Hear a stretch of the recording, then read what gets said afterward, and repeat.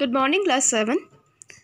Today we will start our history class for the academic session of 2021.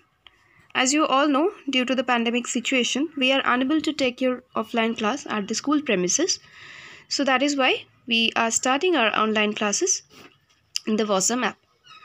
So first, let's have a look on the syllabus for the first term. In the first term, we will have 4 chapters, 3 chapters from history and 1 chapter from civics.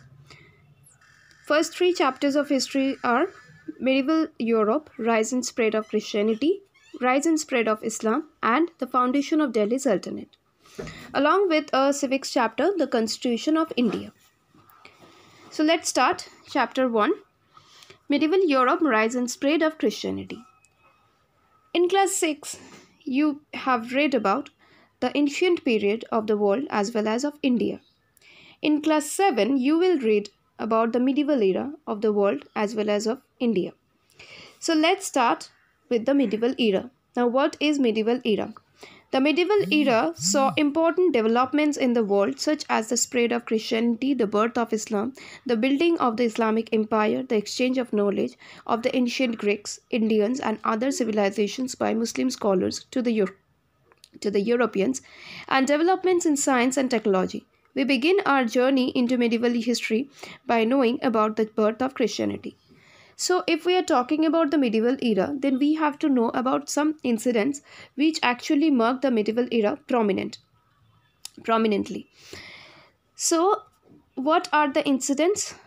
Spread of Christianity, birth of Islam, building of Islamic empires, exchange of knowledge, and developments in science and technology. So these are the important incidents that mark the medieval era prominently in the world history as well as in Indian history. We will start with the birth of Christianity. So before we start the birth of Christianity, we have to know about some socio-political system of that time. Socio-political system. In Europe, the period between 600 AD to about 1500 AD is referred to as the medieval period. This period witnessed many important social, economic and political changes. The Western Roman Empire declined due to the barbarian attacks, invasion of Goths, Vandals and Huns. But the Eastern Roman Empire, known as the Byzantine Empire, continued till 1453 AD. So क्या बोल रहा है कि Europe में if we study about the European calendar of the time period, तो वहाँ पे हम लोग देखेंगे कि 600 AD से लेके 1500 AD ये जो टाइम है, ये टाइम को यूरोप में मिडीवल पीरियड बोला जाता है. और इस टाइम में बहुत सारे इंपॉर्टेंट इंसिडेंट्स हुआ है, जैसे इकोनॉमिक, पॉलिटिकल, सोशल चेंजेस आया है, जैसे वेस्टर्न रोमन एम्पायर का डिक्लाइन हुआ है due to the barbarian attacks और invasion by the Goths, Huns and Barbarians. लेकिन सेम टाइम पे ईस्टर्न रोमन एम्पायर मतलब वेस्टर्न रोमन एम्पायर डिक्लाइन हो गया, लेकिन फिर भी eastern Roman empire means the Byzantine empire ये 1453 तक अपना एग्जिस्टेंस कंटिन्यू किया था. After the decline of the Western Roman Empire, out of the mutual need of the king and the people, there evolved a socio-economic system called feudalism.